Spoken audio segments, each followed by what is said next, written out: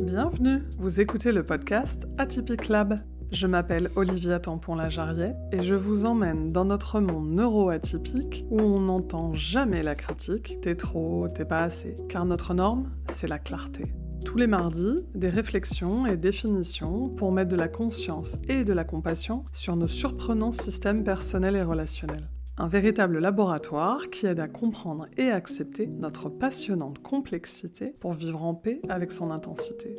Dans cet épisode, j'avais envie de revenir sur tout ce monde des affirmations positives. C'est quelque chose qui est très tendance depuis une quinzaine d'années et aujourd'hui, hélas, je voulais vous expliquer pourquoi il fallait arrêter de les utiliser comme on nous les propose actuellement, parce que soit ça va encore plus nous bloquer, soit ça va carrément faire l'inverse. Et pourquoi je vous en parle aujourd'hui ? Parce qu'en fait, j'ai changé d'avis. Il y a 10 ans, j'ai retrouvé les dates, en 2016, j'ai créé une application avec d'autres femmes, justement basée sur les affirmations positives. Alors, il n'y avait pas que ça, il y avait aussi l'importance du sourire, l'importance de faire une pause, la respiration en conscience. Il n'empêche que la base qu'on avait choisie, c'était de se répéter régulièrement des phrases comme des mantras qui devaient me soutenir. Bon, l'appli n'existe plus, donc ça sert à rien que je vous en parle plus. Ce qui est intéressant, c'est qu'en 10 ans, j'ai complètement changé d'avis. Et je trouve que c'est toujours bien de le rappeler dans un monde où tout le monde est très très attaché, moi la première, à toutes ces vérités et toutes ces croyances. Et puis le deuxième point, c'est que j'avoue, j'en ai de plus en plus marre de cette dictature du bonheur. C'est vraiment devenu une injonction d'aller bien. Bon, c'est normal, hein, ça va avec le boom des coachs et qui fait qu'on entend une grande simplification. En fait, tout le monde pourrait tout faire tout le temps. Bon, bien sûr, c'est complètement faux. Et c'était déjà faux à l'époque, hein, mais c'est simplement, voilà, il y a beaucoup plus de bruit dans ce domaine-là, il y a beaucoup plus de présence. Moi, je trouve que c'est plutôt un bon point. Ça veut dire que là où avant, c'était quelque chose d'assez rare, hein. Moi, quand je parlais de mon métier il y a 15 ans d'accompagnement, il y avait très peu de personnes qui étaient intéressées. Maintenant, tout le monde me parle des coachs, de ses thérapeutes, du travail qu'il fait, de la même dernière formation que la personne a suivie. Il y a un énorme engagement. Donc, c'est plutôt bon signe. On a envie de s'accompagner. Et ça, c'est vraiment très chouette. Le problème, c'est que pour vendre, il faut simplifier. Enfin, en tout cas, c'est ce que les réseaux sociaux voudraient nous faire croire, hein, parce qu'on n'a que je sais plus combien de secondes d'attention avant que quelqu'un passe à autre chose. Et le souci avec cette ultra simplification, même moi, hein, dans mes épisodes, je fais très court et souvent je me dis ça manque de choses. Mais bref, il y a d'autres espaces ailleurs où vous pouvez aller chercher du contenu que je vous propose. Et le souci, c'est toujours le même, c'est qu'en fait, on va faire une généralité d'un outil ou d'une utilisation ou d'une méthode qui va fonctionner dans un certain cadre. Vous le savez, le contexte est super important, l'environnement aussi, et la personne que vous êtes, elle va avoir un impact, le jeu va faire des allers-retours. Donc, quelque chose qui va fonctionner pour un certain type de personnes ne va pas du tout fonctionner pour d'autres. Moi, si vous m'écoutez, c'est que vous êtes dans mon monde, et mon monde, c'est un monde d'ultra-sensibilité, d'ultra-perception de ce qui nous entoure, et on a, vous savez, ce petit radar, cette capacité à l'intérieur de nous, de sentir quand quelque chose, ça va pas. On ne sait pas toujours bien l'expliquer ou quoi que ce soit, mais il y a quelque chose qui, moi j'appelle ça grésiller. Moi, j'en ai carrément fait un genre de détecteur de mensonges, c'est hyper intéressant. Mais je sais que quasiment toutes les personnes qui sont neuroatypiques l'ont, et alors encore plus quand vous avez le combo OQI ou HPI avec une grande sensibilité, voire un autisme, vous avez cette ultra-perception, ce scan du réel autour de vous. Et donc pourquoi je vous en parle ? Parce qu'on est dans une période où tout le monde a envie de faire son nouveau mood board, de prendre ses bonnes résolutions. À chaque nouveau cycle, on va avoir envie de poser des éléments. Et moi aussi, encore, j'ai envie de le faire. Hélas, ça fonctionne pas, voire c'est pire. Je m'explique. Le premier point, c'est le fameux « fake it until you make it ». Ça fonctionne dans un monde neurotypique. En tout cas, peut-être. J'en sais rien, au fond, je les accompagne pas, mais je me dis, à force de le répéter, s'ils le font, c'est sans doute que ça fonctionne. Pour moi, c'est que de la violence envers soi-même, parce que quand on est neuroatypique, si on l'a pas fait, et si on fait semblant d'y arriver, ça ne va que déployer votre masking. C'est-à-dire, je fais semblant d'y arriver, d'être comme tout le monde, d'être dans la norme, etc. Donc vous voyez déjà, gros point douloureux, parce que derrière ça va vous coûter je sais pas combien, justement en coaching, en thérapie, en suivi, et ou en temps de réflexion et d'introspection, pour pouvoir réussir à décoller ce masque. Donc si on pouvait déjà arrêter de le coller, ça serait bien. Alors oui, on pourrait s'amuser à se dire, bon bah dans ces cas-là, il suffit de pas se coller un masque. Mais en fait, on va être obligé de se le mettre parce que justement, on a cette perception. Et le souci d'une affirmation positive, alors j'ai pas précisé bien entendu, mais vous l'avez entendu derrière, c'est une affirmation positive auquel je ne crois pas. La plus classique, c'est ça va, je vais bien, tout va bien se passer. Vous le sentez là à l'intérieur de vous, ce petit froid dans le dos là de peur qui est en train de remonter. En fait, c'est plus qu'une dissonance cognitive, c'est mon système nerveux qui me dit warning, warning, warning, attention, non, si c'était aussi facile que ça, bah en fait j'aurais pas du tout besoin de me dire que ça va, parce qu'en fait je serais en train de profiter pendant que ça va. Si je me le dis, c'est parce que je veux me convaincre qu'en fait c'est pas vrai. Et ça c'est extrêmement dangereux parce que à force de se le répéter, on va devenir notre propre bully, on va devenir notre propre harceleur, et en fait on va figer quelque chose qui me met dans un état physique et intellectuel, parce que je vais être obligée de créer des, vous savez, les fameux coping mechanisms, je vais être obligée de me créer des croyances sur lesquelles m'accrocher, etc., pour que cette réalité ait du sens. Alors qu'elle n'en a pas, je ne vais pas bien, donc j'arrête de me dire ça va. Donc toutes les phrases, j'ai confiance dans la vie, c'est merveilleux, la vie me soutient, je suis riche, je gagne plein d'argent. Je vous les fais vraiment, pardon, de manière très simple, mais je sais que vous les avez entendus partout. Là, l'idée, c'est d'arrêter, et ma première astuce, parce que bien sûr, je vais pas vous laisser comme ça, c'est d'aller regarder et de retrouver la racine de « mais au final, qu'est-ce que j'aime ?» C'est-à-dire qu'on va arrêter d'en faire quelque chose de ultra générique. Vous voyez, c'est la vie, c'est comme ça, il y a une forme de vérité un peu immense. Mon environnement n'est pas encore comme ça, je ne vis pas dans l'abondance totale. Non, ce que je vais faire, c'est que je vais revenir à moi et je vais accepter que ah waouh, ça vraiment je l'aime. J'adore ça. J'adore quand je gagne suffisamment en rémunération pour pouvoir m'acheter mes petits plaisirs. Encore plus si j'ai un gros budget en TDA de kiff du moment. Et vous avez compris l'astuce, c'est que je suis revenue à moi. C'est-à-dire que j'ai valorisé, waouh, c'est vrai que j'adore ça. J'ai mis mes critères. J'adore pour faire ça. J'adore gagner de l'argent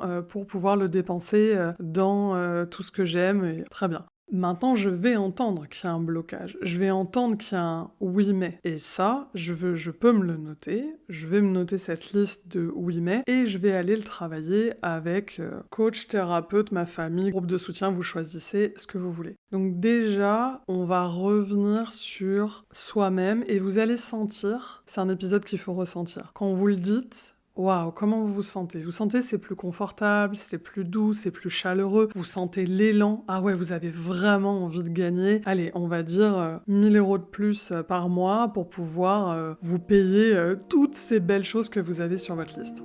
Ensuite, ce que je vous propose, c'est un travail de reparenting. Alors, vous n'êtes pas obligé de le faire dans l'ordre, parce que c'est des manières de transformer ces affirmations en véritable mantra de soutien, mais en gros, l'idée, c'est d'aller chercher, encore une fois, une formule qui est vraie et qui est dans cette clarté, qui est toujours un énorme câlin pour nous, et de se mettre dans une posture de si à l'intérieur de moi, il y a un enfant qui est en train de grandir et qui est en train de se muscler, eh ben, on va mettre cette douceur du process. C'est-à-dire, au lieu de dire « je gagne 15 000 € par mois, je suis riche », et encore ce mot ne va absolument pas, parce que vous voyez, on peut avoir une vie riche avec peu d'argent ou inversement. Bref, vous allez préciser « j'ai envie de »,« j'envisage de »,« je m'habitue à » gagner plus d'argent chaque jour. Chaque jour, c'est plus facile de recevoir. Ça marche hyper bien quand vous avez des objectifs clairs. On va prendre un exemple business, vous avez envie d'augmenter le nombre de clients que vous avez et où vous avez envie d'avoir des clients, vous avez un panier moyen plus élevé. Voilà, typiquement ça marche bien. Chaque fois qu'il y a quelqu'un qui vous contacte, vous vous connectez à « Waouh, chaque jour, j'apprécie et je reçois encore plus facilement les retours positifs de mes clients, l'argent, les tips si vous êtes dans un boulot où les gens peuvent vous donner un petit peu plus d'argent. Sentez quand quelqu'un vous donne un pourboire de 10 euros, de 20 euros, de 100 euros, comment vous vous sentez? Et à nouveau, je reviens à mon système nerveux. Je reviens dans le respect du chaque jour après. Chaque jour, c'est de plus en plus souple. Dites-vous que là où vous vouliez y aller en force, c'est pour ça que j'utilisais le terme de bullying, on utilise un peu le terme de bulldozer aussi. Vous voyez, je force. Donc je vais être dans la même logique que si demain j'avais envie de savoir faire le grand écart. Vous voyez bien que vous vous dites pas « Oh, je sais faire le grand écart ». Vous voyez que ça paraît complètement ridicule dès qu'on repasse sur du physique. Donc en fait, c'est chaque jour, je m'habitue, je ressens la souplesse de mon corps, etc. Oui, là on est dans l'écoute, on est dans un jeu de collaboration entre différentes facettes de nous, une qui a peur de gagner trop d'argent ou de générer trop d'argent ou qui ne sait pas comment recevoir parce qu'il va y avoir ceci, cela. Et ça, c'est un travail que vous pouvez faire à côté, mais donc vous voyez, d'y aller tout petit à petit, ça va respecter le temps de transition et d'adaptation dont a besoin votre corps techniquement, de la même manière que si vous vouliez savoir faire un grand écart. Et j'en profite pour faire un focus, une parenthèse, un bon épisode à une parenthèse. Un focus sur les moodboards. Vous en avez sans doute déjà vu, c'est ce qu'on appelle aussi des tableaux de vision, c'est-à-dire qu'en fait, on va aller prendre plein d'images qu'on adore. Et l'idée de toutes ces belles images, pourquoi ça fonctionne pas quand on fait un magnifique moodboard? Parce qu'on n'est que sur l'objectif, on est sur le résultat. Encore une fois, je veux gagner 15 000 euros, je veux acheter une maison, donc je vais mettre plein de photos de maison. Et en fait, si vous écoutez votre corps pendant que vous regardez ces photos, vous allez sentir presque, en fonction de vos perceptions, comme une distance. C'est comme si c'était très très loin de vous. Ou alors vous allez sentir beaucoup de froid, ou d'être quasiment dissocié, ou vous allez déclencher de la peur, de toute façon, parce que vous vous rendez compte que mais non, j'y arriverai jamais. Et là, si vous laissez votre petite rumination partir, elle va partir très très loin, parce que forcément, si vous n'avez pas encore de maison, il y a sans doute plein de raisons pour lesquelles vous en avez pas. Si vous gagnez pas 15 000 euros par mois, c'est qu'il y a plein de raisons qui font que. Vous voyez que de la même manière que l'affirmation va déclencher un état, on pourrait dire contre-productif du coup, et ça va être la même chose avec les images. Alors il y a une solution, la solution c'est exactement la même que ce que je vous ai donné, c'est de mettre des visuels sur le process, sur le fait de devenir. On pourrait appeler ça presque un tableau d'action ou de ressenti plutôt qu'un tableau de vision. C'est-à-dire que je vais utiliser les images. Alors, si je vous prends un exemple de « j'ai envie de faire un marathon », donc là, je vais prendre une photo, vous savez, ces photos de pieds avec des baskets qui sont en train de courir ou des jolies ombres. Je vais pas prendre la photo de la personne qui passe la ligne d'arrivée. De la même manière, prenons l'exemple du podcast puisque j'enregistre. Vous n'allez pas prendre les compteurs de Spotify avec des millions de vues. Vous savez, ces petites statuettes qu'on gagne quand on est un super YouTuber, podcasteur, etc. Vous n'allez pas prendre ça. Vous allez prendre des photos de quelqu'un, alors si vous êtes un homme ou une femme, qui explosait de rire, qui est hyper heureuse, en studio, avec un invité, où on sent la connexion. Voilà. Parce qu'encore une fois, ce qui compte, c'est les ressentis. Oui, la vie nous donne raison, je vous en avais déjà parlé et je continuerai, c'est-à-dire que nous sommes des êtres vibratoires et donc ce que l'on dégage, en fait on le reçoit parce que la vie, ce qui nous entoure, n'est qu'un miroir. On pourrait dire que c'est comme des lunettes. Si vous avez des lunettes roses, vous allez recevoir des images roses dans votre perception. C'est la même chose. C'est-à-dire que là, le travail qui est fait avec les affirmations, avec les images, en fait, on vient forcer le conscient à vouloir être d'accord. Mais vu qu'on a dans notre inconscient, allez, je sais pas combien, 95%, 90% de nos décisions sont prises là-bas, ça va venir contrebalancer. Notre conscient nous dit « je veux ça » et tout notre inconscient, tout ce qui est invisible, toutes les réalités invisibles qui sont dans les lieux où j'habite, etc. Quand on prend tout ça en compte, je pense qu'on est bien à 90%, stade personnel, et du coup, ça va venir complètement nous mettre un oui mais énorme. Donc vous voyez bien qu'en fait, je ne suis pas prête à vivre ça. Donc le process est ultra important. Et puis en vrai, si je vais plus loin, on sait très bien qu'une fois qu'en plus on a réussi à atteindre notre objectif, on est parti sur un nouvel objectif, et c'est normal. De la frustration naît la création, donc va y avoir du mouvement d'expansion. C'est pas ça la critique. La critique, c'est de se faire du mal, de se forcer, et d'avoir cette impression que ah oui, ça a été super à un moment, et derrière, en fait, c'est complètement retombé. Parce que j'étais pas prête, que je pouvais pas recevoir tout ça, que c'était pas le bon moment, que j'y arrivais pas. Et mon dernier point, c'est ça. C'est qu'on ne peut pas s'empêcher de rêver, on ne peut pas s'empêcher d'avoir des envies, même si une grande partie de notre système n'est pas encore prêt, système nerveux, notre système de croyances, nos habitudes, c'est pas grave, on va y aller. Il y a une super astuce, encore plus simple que toutes celles dont je vous ai parlé, c'est d'ouvrir tous les possibles avec une question. En fait, au lieu de prendre une affirmation du genre « je gagne plein d'argent tous les mois, c'est génial », vous voyez « c'est complètement cringe », comme diraient les jeunes, enfin en tout cas ça va pas du tout à l'intérieur de moi, je vais poser la question « Waouh, comment est-ce que j'arrive à gagner en ce moment autant d'argent tous les mois ? Comment est-ce que j'arrive à avoir la motivation d'aller courir, dis donc je suis pas loin de mon marathon ? Comment, etc., etc. » Pourquoi ça fonctionne ? Pour 2 raisons. C'est parce que le pourquoi c'est moi et le comment sera surprenant. Ça, c'est un de mes petits mantras qui me soutient. Ça veut dire quoi ? Ça veut dire que moi, c'est mon objectif. Le pourquoi, c'est mon objectif. Pourquoi j'ai envie de gagner de l'argent ? Pourquoi j'ai envie d'être souple ? Pourquoi j'ai envie ceci, cela, ça m'appartient. Le comment, la vie, la manière dont elle va le réaliser, en fait, ça ne va absolument pas se passer comme je le pense. D'ailleurs, si vous êtes quelqu'un d'anxieux, vous le savez, à chaque fois que vous imaginez des horreurs, il y a d'autres choses qui se passent. Génial.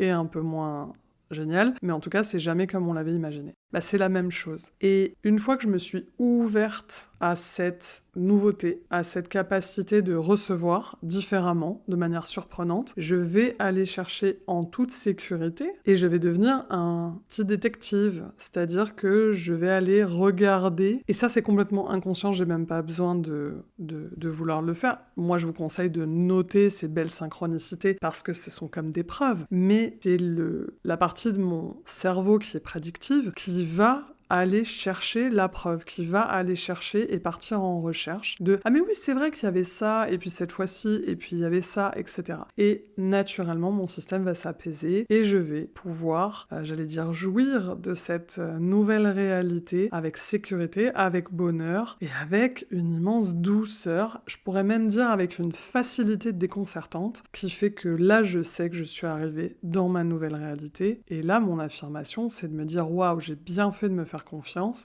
c'est super. » Et là, c'est même plus vraiment une affirmation, ça devient ce que j'appelle un mantra, et moi, c'est mes phrases à moi que j'ai nourries, que j'ai digérées, que j'ai vécues dans chacune de mes cellules, qui me soutiennent, mais c'est encore un autre sujet. Merci pour votre écoute. N'hésitez pas à me dire où est-ce que vous en êtes, est-ce que vous utilisez ou pas les affirmations ou ces autres techniques dont je vous ai parlé. Dans tous les cas, continuez de rêver, c'est ça l'essentiel. Je vous souhaite une très bonne semaine et je vous dis à mardi prochain. Au revoir!